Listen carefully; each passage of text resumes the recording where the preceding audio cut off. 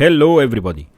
In this screencast, we're going to look at making GET requests and passing parameters also in the GET requests. So when you make these GET requests, the parameters are in the URL. So let's have a look at Postman. Here's Postman. So we made, in the first one, the simple example, we just said contacts, JSON, and boom, it returns all the contacts in the system. Now, I have another API, which is the contact search, right? And contact search takes two parameters, name, type. So let's say if we don't include them.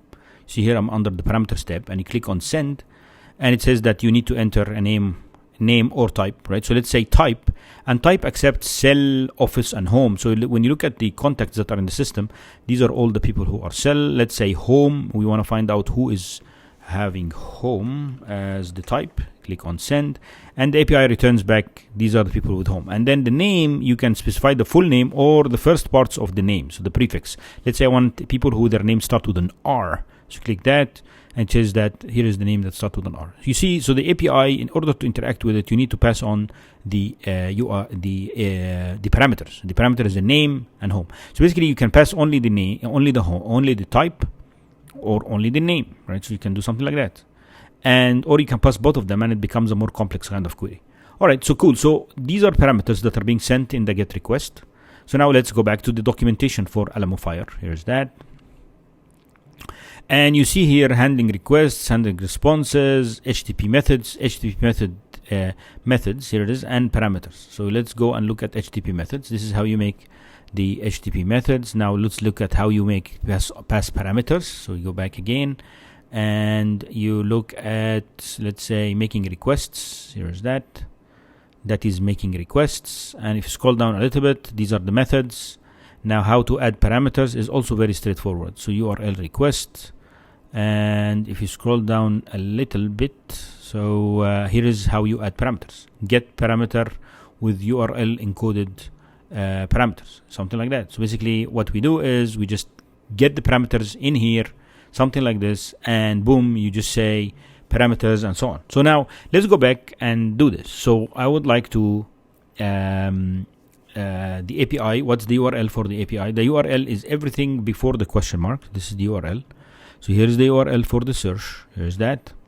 And now I want my parameters. So let params equals to, and then it's a dictionary. So basically it's a key value pair. So key, and then the value, right? Something like that. And we have two of them, right? So I'll add both of them and value. So basically, what are the parameters? Name, let's say name. We'll do have name, and let's say it starts with an R, and then type, and let's see what is it here. It's home, right? So here is a Control C and Control V. So these are my parameters right now, and then comma. I'll do params and parameters. Here it is, param. Very straightforward. Now we run this and see what happens. Now we run it, and if we wait a little bit, and I click on the click me, and I'm getting the response back, which is saying that Rehet bootland, right? So it's the same exact response that we're getting back here.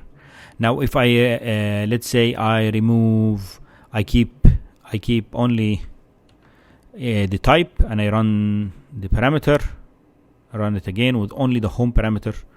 I click here, and I'm getting two users, right? Bootland and Tomek.